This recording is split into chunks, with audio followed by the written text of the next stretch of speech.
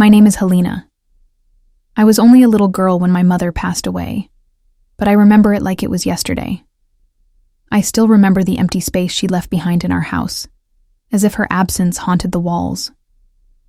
The days that followed felt like a blur, a series of soft whispers and unanswered questions. But one thing was clear. My father tried his best to fill the void, and for the longest time he did. His love was enough to shield me from the worst of it. My father was everything. To me, strong, steady, and kind. The kind of man who'd wake up at dawn to work, come home with a smile for me, and read my bedtime stories with such warmth that I believed there was nothing he couldn't fix. It was just the two of us.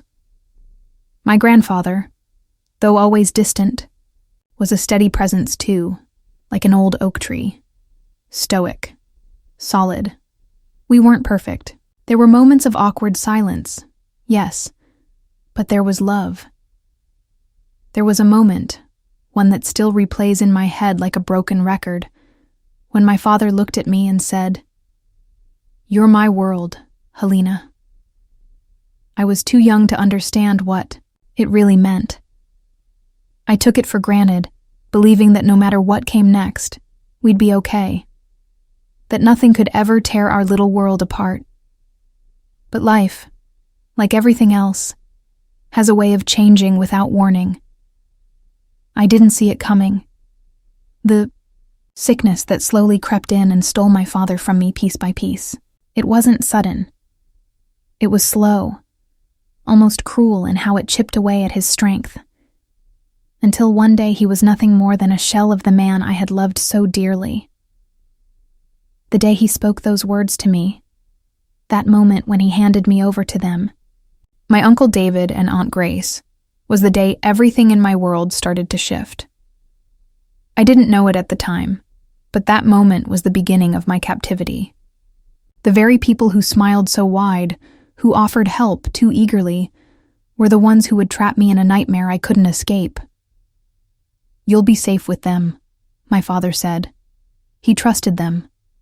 But he didn't know, and I, in my innocence, had no idea how wrong he was. I didn't know then, but I can feel it now, the way Uncle David and Aunt Grace's smiles were too wide, too rehearsed.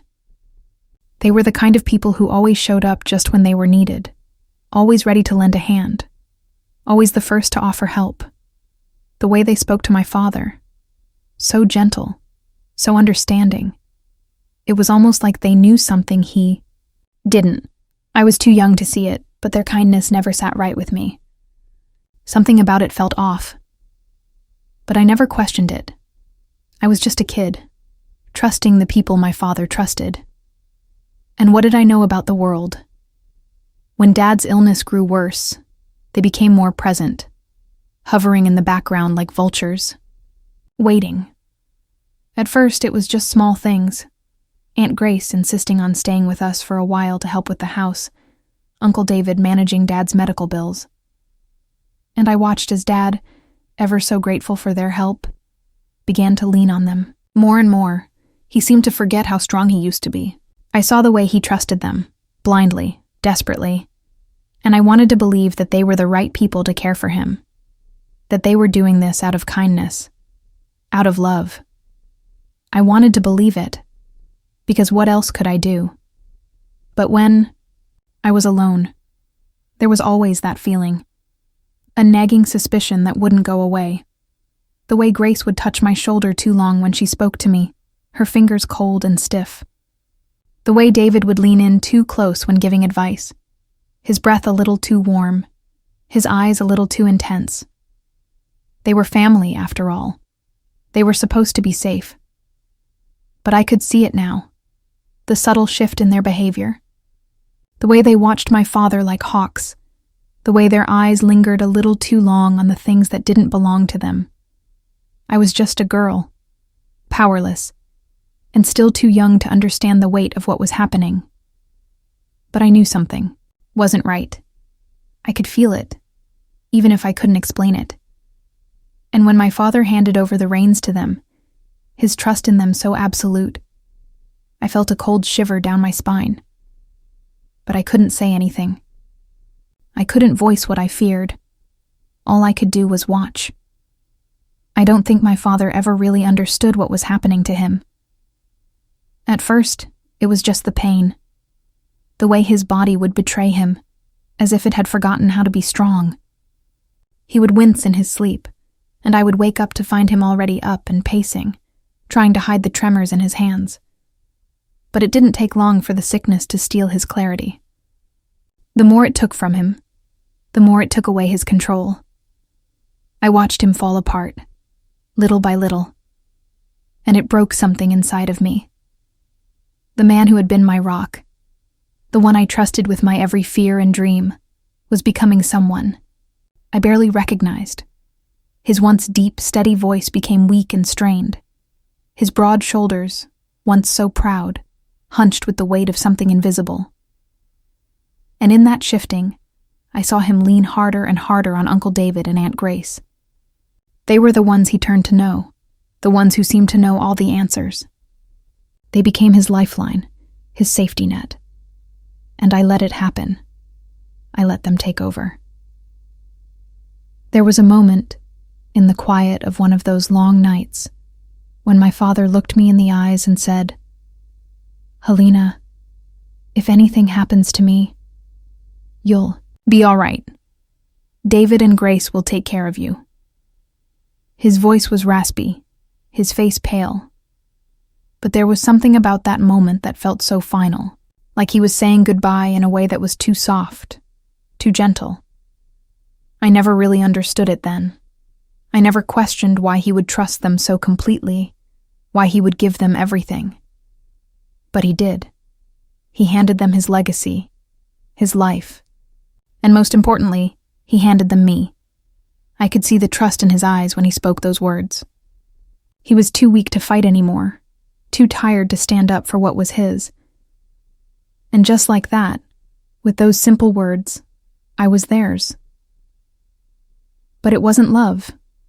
Not really. Not the kind of love my father had given me.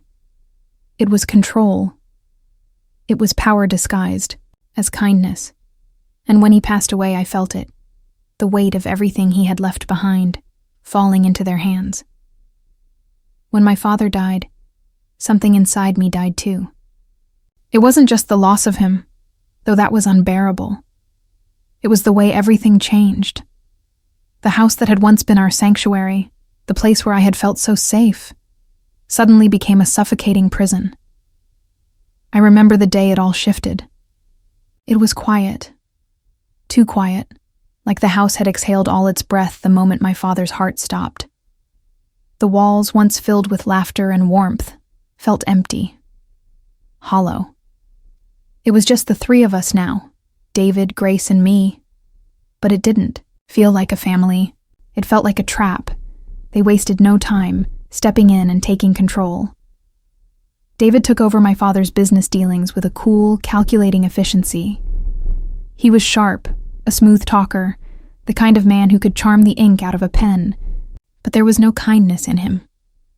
His words were wrapped in sweetness, but his actions spoke louder, like a shadow that crept closer every day.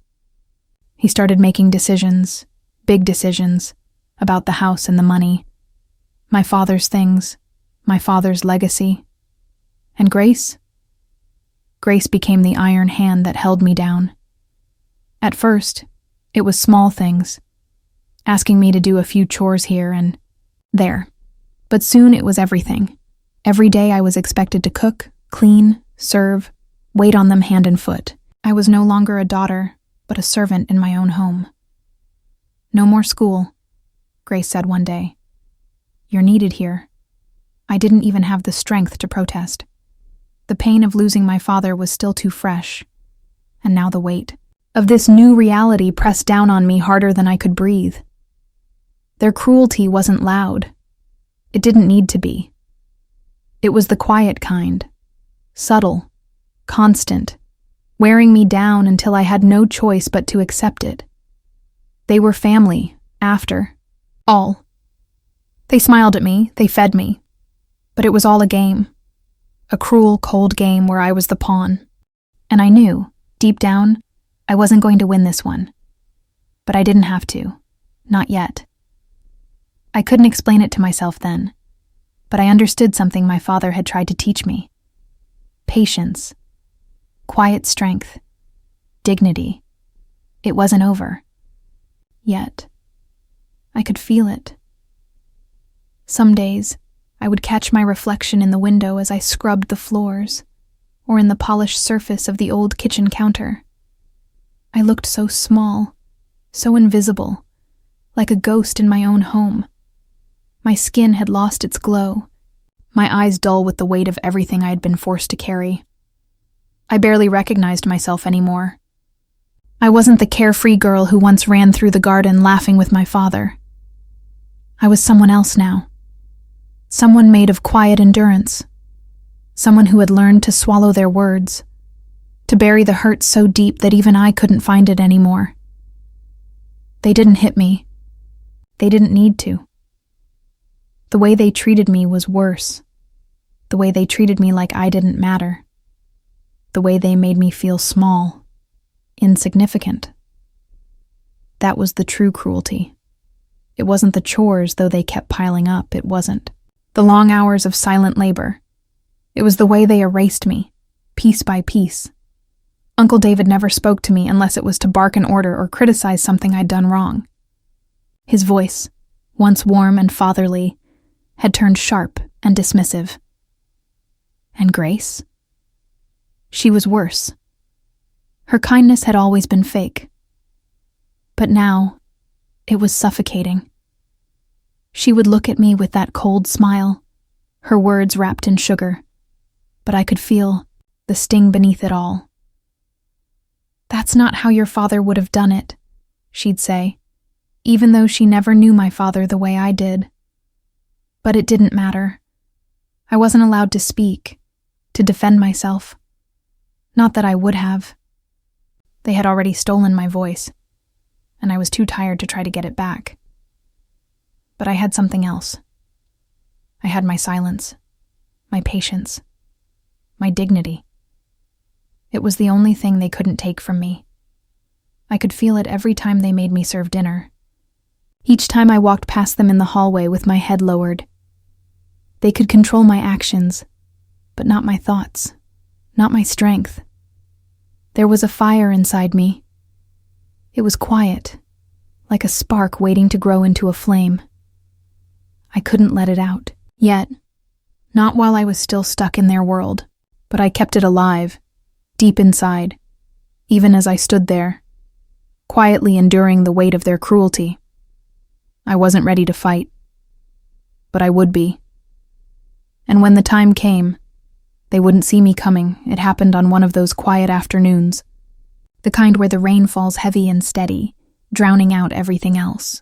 The house felt colder than usual, even though the fire was roaring in the hearth. I was in the kitchen, stirring something that didn't matter, my hands moving mechanically as my mind wandered. I had gotten so used to the routine, to the slow crawl of each day. The weight of my life had settled on my shoulders, and I wasn't sure if I even remembered what it felt like to stand up straight. But that afternoon, something shifted. I heard the doorbell ring, its sharp chime cutting through, the silence like a sudden burst of light. It was strange, because no one ever visited. Not anymore. My world had shrunk down to these walls and the two people who kept me here. I wiped my hands on my apron and went to answer it, my heart already picking up speed. Standing there, drenched from the rain, was Jordan. My father's old friend. The lawyer. I froze. Something about the way he looked at me, like he knew exactly what had been happening in this house, made my chest tighten. He didn't say anything at first. He just handed me an envelope. Sealed, with my father's name on it. My hands shook as I took it from him, and Jordan's eyes softened, a silent acknowledgement of what I had endured. He didn't need to say a word. I didn't even have to open it. I already knew. I could feel it, in the way my breath caught in my throat. I could feel it in the weight of that envelope. This was something important. This was something that could change everything. Jordan followed me into the dining room, where David and Grace were sitting at the table, enjoying their usual dinner like nothing had changed. Their faces were polite, almost smug, but I could see it now. The way they watched me, the way they thought they had me cornered. I tore open the envelope with trembling hands. I didn't look at them. I couldn't. Instead, I looked at the will, the last words my father had left behind. Jordan read it aloud. His voice was steady, and I could hear the words echo in the silence of the room. All assets, home, estate, business shares, are to go solely to my daughter Helena. If anyone stands in her way, the law will stand with her. David and Grace looked at each other, their faces drained of color, like ghosts in the room. Their smiles, the ones they had worn so proudly, twisted into something unrecognizable. Panic flickered in their eyes. For the first time in what felt like forever, I didn't feel small. I felt powerful. The room was suffocatingly silent. It was as if time had stopped, and all that was left was the echo of my father's words. The weight of the final will be hanging in the air like a thundercloud ready to burst. David was the first to break the silence. His usual self-assured smile had vanished, replaced by an expression I had never seen before. Fear. "You," he stuttered, then cleared his throat. This can't be right." He tried to gather himself, but the panic was already setting in. His fingers, usually so steady, were twitching. The very man who had controlled everything in this house now seemed fragile, weak. Grace, sitting beside him, looked even worse. She was staring at the table, her face pale, her eyes wide, as if she couldn't quite grasp what had just happened. For a moment, I wondered if they thought the letter might change. If they thought, they could tear it up and make it disappear. But they couldn't.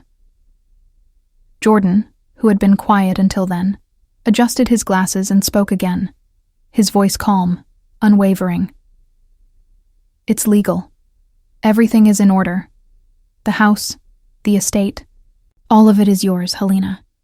Your father made sure of it." I looked at them then, my eyes not filled with anger or rage, just calm, a quiet strength that I didn't know I had. Grace shifted uncomfortably in her chair, and David's eyes darted between the will and me, his jaw clenched tight. They had been in control for so long that the sudden shift in power left them disoriented, desperate. "You've been standing in my way for too long," I said, my voice steady and firm, though every word felt like it was coming from somewhere deep inside me, a place I had forgotten I could access. "You're standing in my house. You can leave now." David stood up abruptly, as if to protest, but his feet faltered, the command in my voice having more weight than any words I had spoken in years. Grace didn't move. She just sat there frozen, her mouth agape like she had just seen a ghost. 4. The first time since my father's death, I saw them for what they truly were, opportunists. The mask of family, the act of concern they had worn so well, had slipped, and in its place was a desperation I could taste in the air. The game was over, and they knew it. Without another word, they stood up, too stunned to even argue, and they left, without a fight, without a shred of dignity. The door closed behind them with a finality that made my breath catch in my throat. It was done, and for the first time in so long, I felt a rush of something I hadn't known I'd been missing. Power. The house was quieter now, not because it was empty. No, there were still the echoes of my footsteps on the wooden floors, still the sound of the rain tapping against the windows. But there was something different. Something heavy. Something that had shifted in the very air of this place. I stood there for a moment, just breathing. My hands were still trembling, But I wasn't scared anymore. Not even close. I had the house. I had the will. I had my father's last words, and nothing could take that from me. I walked through the halls as if they were mine again. The halls I had once wandered freely as a little girl, the place where I had laughed, where I had been safe. It was mine. It was all mine now, not theirs, not anymore. I could feel it. The weight of their absence hung in the air, but it wasn't a burden. It was a release. For the first time in years, the house didn't feel like a cage. It felt like home again, only this time, I wasn't trapped inside it. I was free. I could hear the wind howling outside, and the rain was still coming down in sheets. I could smell the earth and the wet grass through the open windows, and for the first time since I was a child, I felt alive. Alive in a way that made me realize how long I had been holding my breath. How long I had been waiting for this moment, this shift in the power. For so long, I had been nothing but a shadow in my own life. But now, I was the one who cast the shadows. I went to my father's study, the one place that had always been his, the one place they could never touch, even when they took everything else. The walls were lined with books, old and new, each one holding a piece of his soul. His desk, once a place where he would sit and make decisions with authority, now stood as a symbol of what I had reclaimed. I ran my fingers over the worn leather of his chair, the one he had sat in every night after dinner, scribbling notes or making calls. I closed my eyes, remembering him there, and for the first time in so long, I smiled. The power was mine now. It wasn't in the house or the will. It wasn't even in the money or the land. It was in me. And I was ready for whatever came next, stood in the quiet of the study, the weight of everything settling on my shoulders like an old, familiar coat. The silence around me wasn't oppressive anymore. It was peaceful, empowering. For the first time since my father's death, the quiet didn't feel like an absence. It felt like a presence, something that had been missing, but now filled every corner of my heart. The strength I had been holding back, the pain I had swallowed so long ago, now began to settle inside me in a way that felt whole. I wasn't just surviving anymore. I was living. The ringing of the phone startled me. I hadn't realized how long I had been standing there, lost in my thoughts. I picked it up, my fingers steady as I pressed it to my ear. "It's over." Jordan's voice came through, calm, steady. "David and Grace left the house. I made sure they understood the legalities. They know they can't come back." For the briefest moment, I felt a rush of relief wash over me. I didn't have to fight anymore. They were gone. The very people who had tormented me, who had tried to erase me, were gone. They couldn't hurt me. Not anymore. "Thank you," I whispered, even though the words felt small compared to the gratitude flooding me. Jordan's voice softened, and for the first time, I heard something close to pride in his words. "You've got a lot of people in your corner, Helena. Your father would have been proud. Don't forget that." I didn't respond immediately. I was too busy holding on to the enormity of it all. My father's legacy, his trust, the home he had built, everything was mine. But it wasn't just that.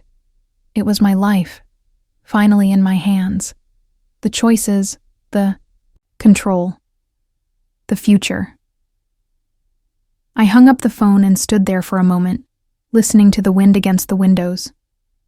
The house that had once been so full of fear now felt like a place of peace. My peace. I could feel the house shifting too, as though it had been waiting for me to reclaim it. I stepped into the hallway, my steps slow, deliberate. There was no one to answer to, no one to look over my shoulder for. There were no more shadows of deceit lurking in the corners. No more whispered secrets behind closed doors. The reckoning had come.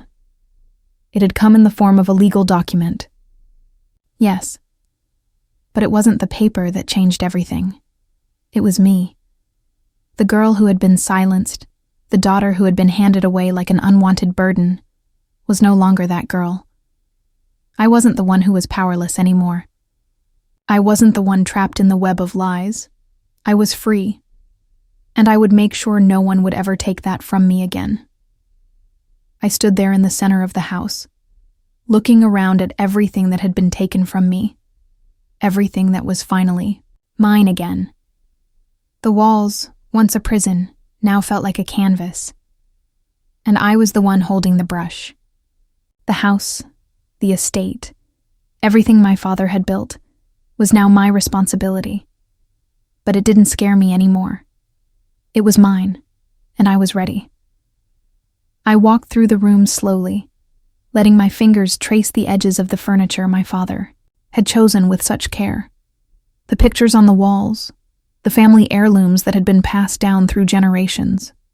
They had tried to strip it all away from me, to erase the memories. But what they didn't realize was that this house was never just about the material things. It wasn't just wood and stone. It was love. It was sacrifice. It was my father's legacy. And now, it was mine to carry forward. There were still moments of doubt. Quiet moments when I wondered if I was doing the right thing, if I was capable of standing alone in a world that had tried so hard to break me. But I no longer needed the approval of anyone else. Not David, not Grace, not anyone. I was finally standing on my own 2 feet, and it felt like the first breath after being submerged in water for far too long. The phone rang again. I picked it up, my heart steady. "Helena," Jordan said on the other end. "There's something you should know." I held my breath for a moment, bracing myself for bad news, but it never came. "What is it?" I asked, my voice calm, but there was a fire behind it now. A fire that hadn't been there before. "You're ready," he said simply. "You've done it.